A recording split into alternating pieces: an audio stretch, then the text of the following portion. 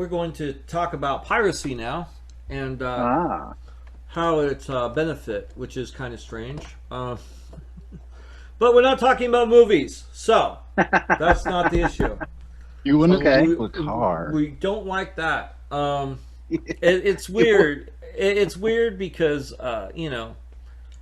as people know, I am uh, I'm part of an entertainment company, so obviously I don't, and I'm a creator, so obviously I'm not going to say yes, pirate all you want. That's not what we're going to talk about today. But what we are going to talk about is that recently the PlayStation 3 store shut down. Actually, PlayStation 3, PlayStation Vita, and PlayStation.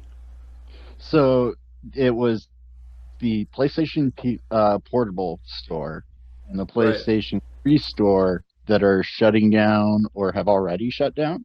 correct. And the PlayStation Vita store is going to shut down in August. Right. And so this. Why?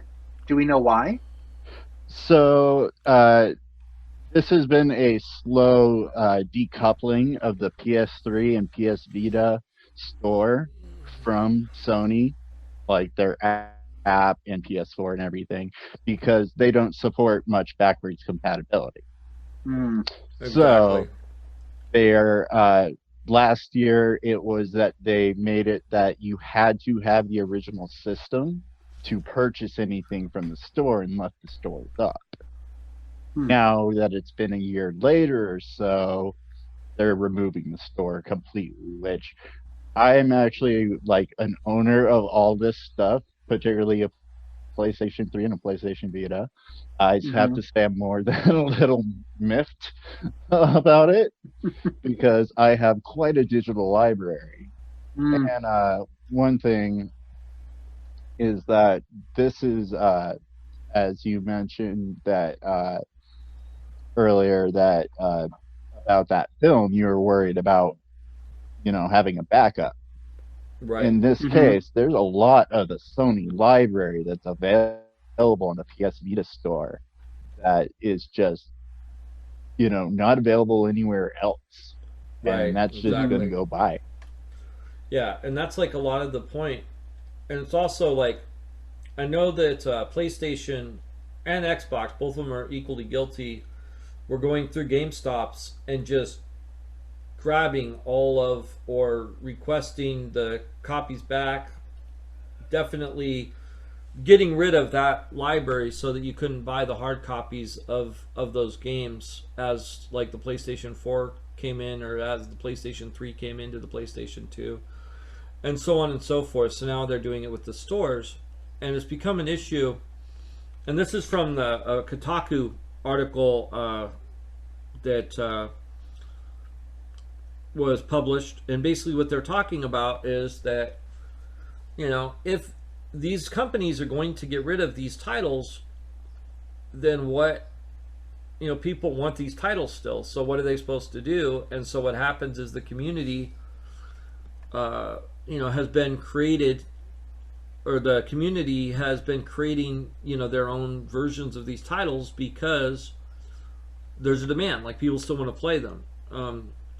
One example is there's a gentleman who was trying to get a a gun game published, and he went through all kinds of hassle, like trying to find out who owned the rights. Finally found out that Warner Brothers owned the rights, because he thought it was Activision, but then Activision's like, oh, I don't, we don't know if we own them or not. They finally found out that Warner Brothers owned them. Talked to Warner Brothers and said, hey, I want to pay you money to buy the license because people want this game. And they're like, we really don't want to. We don't want to sell it. Not because they wouldn't make any money. Not be just they just couldn't be bothered to deal with it, and so uh, you know he wasn't able to make it. And so what's happened is there's there's community driven games that have come out, versions of this game, so that way people can play it. And so this seems to be a thing where people are now developing these games that are being canceled. So it's a question with the store being closed of, when these games are not available, what other choices are there really? Because people want to play the games. Mm-hmm, mm-hmm. And the company's just shutting them. They just shutter the thing, and it's like, but I wanted to get that game, and so there's a lot of communities that are being created now because of that. So what are they doing to solve the problem, or they just don't see it as a problem? They Sony doesn't like seem to see this particularly as a problem. Now, there are a handful of PlayStation 3 titles and PlayStation 2 titles that play through the PlayStation Now streaming service, but it's paltry and not really titles that, you know, not the rare and unique digital titles from those libraries. Hmm. Hmm.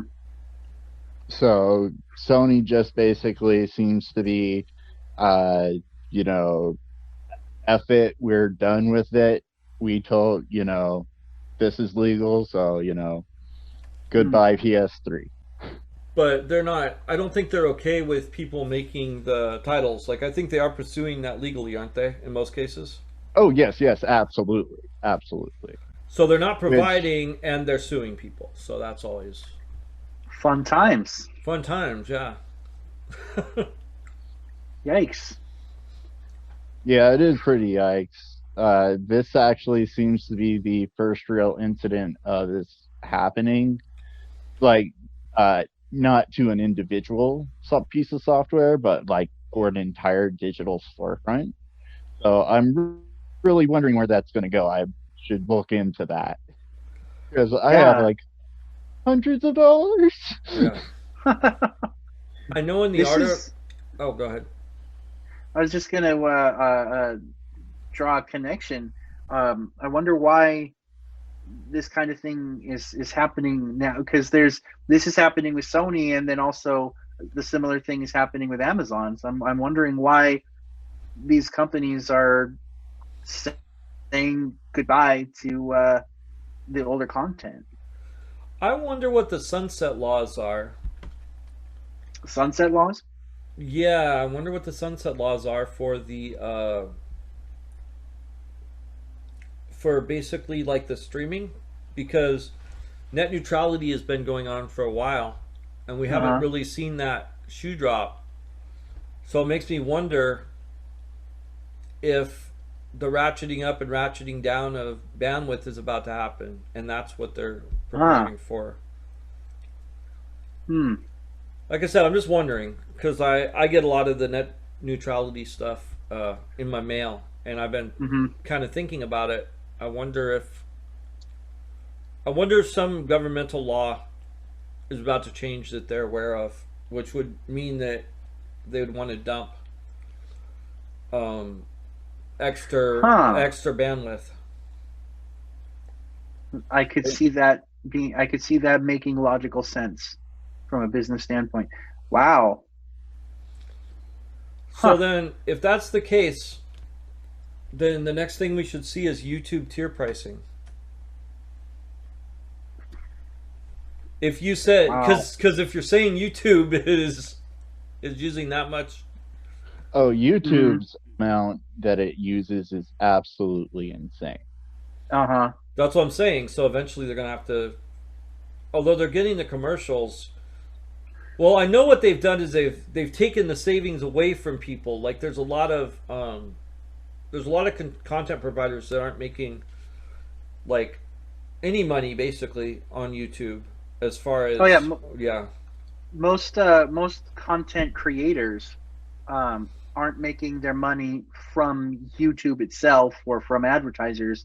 I mean, there's a small chunk of change that comes from advertisers, but YouTube itself is making the most money from the ad space and the advertisers. Right, right, The individual content creators are making their money in other ways right. Yeah. on YouTube. So and YouTube itself can't really touch these other ways. You know, they're Yeah. like outside companies, like you know, Patreon. Patreon Yep. or N- or Now individual most seem merchandising. to be in business for themselves Yeah, compared to, say, like 5, 6 years ago.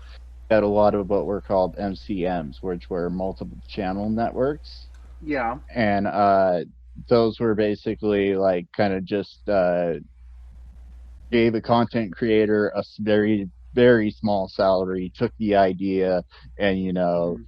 made them do the thing, and then obviously if you're a young content creator, you're going to take that deal and sign it without knowing. It's which just was recently which was an a incident like that happened with the YouTube channel All Gas No Brakes. mhm. This guy that did interviews across the nation inside of an RV, and he had signed up with one of these companies, uh, and they paid him like 50,000 a year plus some other expenses, which, considering how popular it got, is absolutely ridiculous. Uh, but So he did that, and they basically just fired them after season one. And now they've got the Yeah, and the name. yeah. Those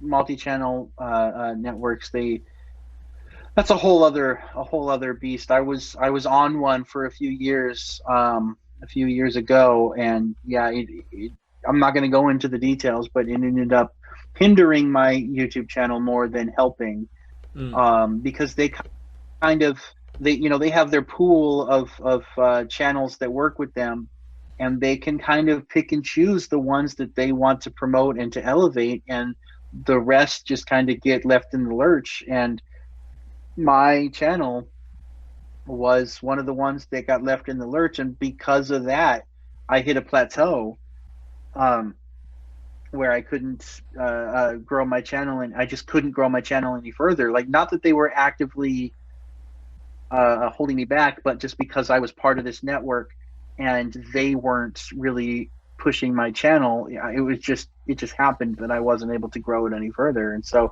and then they ended up just kicking me out of the network altogether, and then I just kind of let my channel go dark for a minute. But yeah, those but those aren't really part of the as far as I know, they're not really, there's not a lot of those anymore. And Yeah, so the all gas no brake situation is one of the first ones we've seen in quite a while. mm, mm, Like a few years ago, it seemed that most of the YouTube content creators, as well as other content creators like on Twitch, kind of went full like self funded or crowd funded mm, projects or mm. sponsored. And it's an easy thing to do if you have enough of a following, between the Patreon and the crowdfunded, and then between things like affiliate links. Like, you can kind of go into business for yourself. The catch is, YouTube doesn't get any of that, because that's all outside of that's all third party outside of YouTube. So Hmm. YouTube makes their money, the bulk of their money, off of ads. Speaking of which, you bring up a great point, Tom. Yeah. Hey, if you like this program, you can help us out on our Patreon at patreon.com/realgamingfix. And if you just donate $1, then you can participate in our Discord, and also some of our gaming that we have on the Real Gaming Fix, and some other opportunities that are coming up that won't be named today. Also, if you want to get a spiffy shirt, then you can head on down to tpublic/stores/gamingfix FIXX, and you can pick yourself up one of our curated t-shirts, or one of our actual logoed shirts, and all of that will help out the program. Anyway, back to what we were Woohoo! talking about. Paying Uh, those bills. gotta pay something. Gotta try. Yep, yep. Got to Um, do. got it. So as far as the whole, like, okay, so like I can understand the demand, but like, what are your thoughts on I guess on the whole, I guess morality of the of creating these games so the people have them in the community. Uh, Well, I mean, it, it's a, I don't know. That's a difficult question. Um, Art inspires life and all of that, but then also, IP belongs to the company, and there's a fine line, I think, between homage and theft. sure. Um, so from a morality standpoint, I don't know. It, it's because you can make a fan fiction, fan created thing. I just made a Star Wars fan film, Mm-hmm. but that's a different thing altogether. Like if they were making games loosely based on, um, or similar, but you know, even if they made the game and then called it, remake or something, like like I mentioned earlier, the Diablo 2 remaster that Blizzard is about to release, it was actually made by a third party, not made by Blizzard. Okay. Um, Blizzard is focusing on their flagship, World of Warcraft, that is just about to release another expansion, and so there was a third party company that was working on it themselves separately, and uh, I'm not sure who approached who, but Blizzard basically just kind of stuck their little logo onto the remake that was already underway, and said, okay, well, you guys are doing it, so we'll go ahead and bring you under our wing, and we'll release it on BattleNet. But that's not something Blizzard was even doing. So if the original owners of the IP are trying to shut down the game, then it feels almost like it's morally unjust to recreate it just because you want it. You know what I mean? Like, just because you want it doesn't mean you have the right to it. Does that make sense? But on the other hand, you know, when you make a game and you put it out there, yeah, you by the letter of the law own the IP, but that doesn't mean that that's just your game anymore. That it's a game that's out there, and it's owned by everyone who enjoys it. Like, that's the point of it. It's their Right. game too.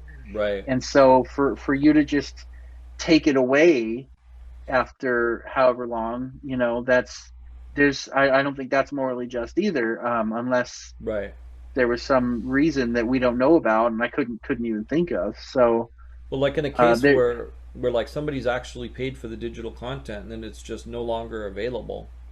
see, that's a whole other thing. Yeah, It's if like you pay taking their for thing. something, It's like yeah, yeah. Yeah, it's that's that where I'm at with my PlayStation accounts. Is like I have several $100s worth of content I purchased, mm-hmm, and like I'm not super heartbroken as much as I thought I would be when I thought about this topic before, but mm-hmm, it's still like, oh man, that kind of sours if I'm gonna lose access to all this stuff. Like, mm-hmm, mm-hmm.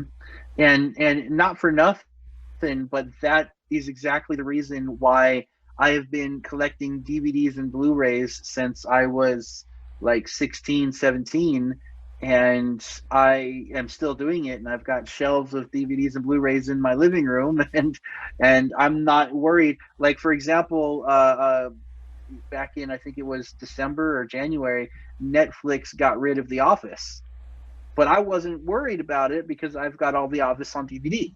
Mm-hmm. So, and I can watch my DVD anytime I want, regardless of who does what. As long as I have a TV, a DVD player, and electricity, I'm good.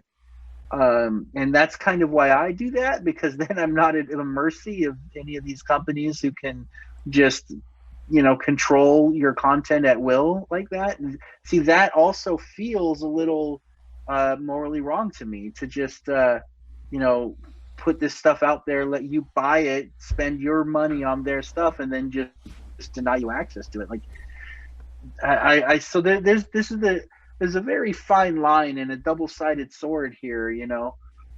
I can see the wrongs and the rights on both sides, so it's really hard to categorize. Well, I don't know if you guys know about this, but most people don't read the fine print on their computers when they're buying them or whatever. But I can't remember why I decided to, but I read Apple's policy, and it kind of does talk a little bit to this issue specifically about how I think some of these companies view it, and that's it. Did you know that Apple's policy says that they are loaning you their software to for a period until such time as they deem that they could take it away? And that, So right that there is how wow, companies see what this digital content. I think is that. because nobody actually reads that, Mm-hmm, so they slip in this little mm-hmm, fine print, and then that's how they can get away with it on the letter of the law, right. with no regard to the spirit of the law. Sneaky, But that's like sneaky. how. But that's what I'm saying is like that's how they see things. And when you realize that corporations see things like that, it really changes things. It's like that's not yours. That's Hmm. just your game that we're letting you use until we decide that it's no longer your game. So I And can't it imagine sucks. selling board games like that or RPGs or we're gonna come take your book Yeah, at some point. yeah, We'll let you know. yeah. It's like no. Yeah, yeah. I can't see somebody shows up at my door and wants to collect all my Blu-rays. Are you kidding me right now? Man, that's wow. Yeah, I can't imagine when it may okay, when you realize that the corporations, the people that are making the at the top of the pyramid that are making these decisions, what they care about is the dollars and the cents. What they care about is their profit margins, Hmm. and they don't really care as much about the user experience. And this is a clear example of that. And when you think about it from that point of view, like yeah, this I can understand why they're doing this, but that doesn't make it any better. Oh no, I'm not saying it's better. I was just thinking about it. I'm like, I bet you that's how they see this. It has to be how they That's see this. Oh, crazy. that's obviously how they see it, and they want to see it that way. Hmm. Like, they could have it better than that, they would. Like, anything they can do to get the money, Yeah. all of the money. So, is this a segue into what you were saying about how piracy is a good thing? Well, no, this is the same thing. I'm not saying piracy is a good thing or bad thing. I'm saying, well, the article was talking about how it was a good thing because they're doing it for the community. But I'm saying I'm just making we're discussing things. We don't really come to a finite conclusion because we'd be talking Mm, forever. It's right, right, right, right. but I as get far you. as the whole thing goes, it's Now, there is I think there's something a on lot the of moral issues. piracy front. The question about morals on if you're playing a pirated PS1 slash, you know, one of the games that they're going to be removing. Mm-hmm. I the thought I have on it, and I know I've heard this from lots of people before, so it's not as if it's a new thought or anything. But if the game isn't available in your market, and the only reasonable way you have to play the game is to pirate it, there's really no, you know, there should not be any sort of association of guilt with that, because the publisher has failed to actually do their job and provide the game on the market. Hmm. If, especially if you had purchased it before. Well, yeah, I mean, I get that. Um, Like definitely on the buyer's point, I guess there probably isn't as much of a moral thing. So now here's a flip, an alternate side of that coin. Um, I mentioned earlier I'm a huge Blizzard fanboy, and I have been since the mid '90s. I played Diablo 1, I played Diablo 2, and I over the years have purchased probably 4 copies of Diablo 2, right? Um, because I lost one or whatever, whatever. And then, so I've purchased it probably 4 times. And then at some point, they reintegrated their BattleNet. They digitized all their games. And then on top of that, I'm a Mac user. I always have been, and Mac has continually upgraded their software and upgraded their operating systems. And now, uh, Mac operating systems won't even run the older games, the Diablo 1, 2, the StarCraft Oh wow, they 1 can't and 2. run them. The current Macs just their operating systems just cannot run the older games. The original Warcraft 2 just won't run on the newer operating systems. Which, side note, that's actually why the Diablo 2 remake won't run on Mac, because they just kind of tweaked the aesthetics, upgraded the visuals, but it's still the old game engine running Still the underneath. same engine, yeah. Exactly, and that engine doesn't run on Mac anymore, just because Mac won't run it. And so, even though I've purchased the game probably 4 times over the years, I can't play it because it just won't run on my computer anymore. So how do I go about playing that game should I want to? Fortunately, I still have a laptop that was made in 2009 that can run it, but it's super slow, and playing anything on this computer is you know not worth it's not worth it because it runs so slow. Right. But how do you go about playing a game or enjoying content when things like that happen? And even though you've bought it, you've purchased it, you can't anymore. You can't use it anymore, and it's not a matter of the corporate greed or anything like that. It's just a matter of incompatible software. Hmm. This is certainly one to ponder on, for sure. Um,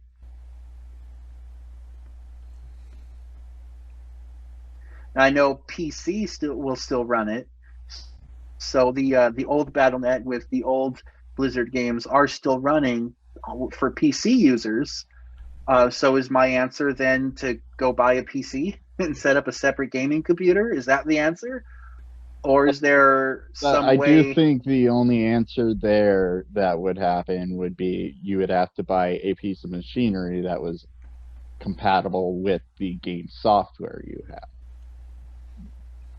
Now, it's a little digital when we start talking, or different when we start talking about digital stuff as well. Mm-hmm. Because a physical thing, as long as you have it in front of you, it's there, right? The Right. digital is what sort of contract are we actually entering into? Because it is, I don't think it's a convey enough that this is not a permanent purchase. Mm-hmm. That this is a Yeah, purchase for however long your account lasts. yeah, they definitely don't make that public, and there's probably a intentional that they don't make that public, because Oh, I feel like absolutely. fewer people would enter into that contract if they were aware of that. So I have an absurd uh, comparison, or basically taking your situation, Tom, to the nth degree. And I have some Magic cards, and my Magic cards are stuck on Magic Online, Okay. and I haven't been able to get into my account for a very long time, and they can't seem to figure it out. So then, if I hack into the Magic Online server to play myself some Magic because they're my digital cards, is that permissible, Daryl? Because I have my digital thing that I paid for, so I should have access to it. No, and this is also another thing that they don't convey too well, but people do know this one a bit more just because of the frequency of when it happens. There, you're breaking the TOS by the hacking. So by breaking that TOS, you've lost all your rights to the digital goods because you broke their policy. That feels like a technicality, though. It kind of is. It kind of is. There's a moral, there's a spirit of the law kind of thing that presents a whole alternate viewpoint to that. Like, if just in general across the board, one would think that if you pay for something, you should be able to access it unless you knew up front that your access was temporary, like renting a movie, for example. Right. Right. Short of that, then if you pay for something, you should have access to it. Right. Just that feels like it should just be a blanket statement across the board. Yeah, it should be. There are some considerations though, like obviously things aren't forever. Yeah. And to this situation, I'm sure a lot of people, aren't really playing the PS3 and the PS Vita. I've got them and I barely touch them, so as much as I'm sure some people would get use out of it, there may be a cost benefit. I mean, that being said, I have an Xbox 360 that I still occasionally play. So, I mean, now not everyone's Microsoft's an going to be. example of doing way better with their digital content because a good amount, not all, but a good amount of all of their backwards digital games are all compatible with each of their systems. Which is a smarter way to do it. Which is a smarter way to do it, and that means whenever like you buy a new Xbox and you load up your account, you've got now 4 generations of games to go with. Yeah. Seems like the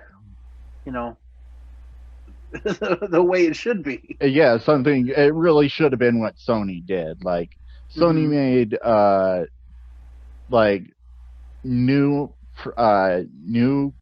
remasters for the PS4, but they did not like find a way to make all the PS3 stuff play on the PS4 or a significant amount of it, because if they had done that, this wouldn't have been a big deal at all.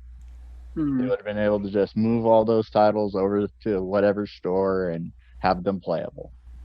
And because it's not your fault, it's not my fault that they decided to upgrade their system and release the next generation console. Right.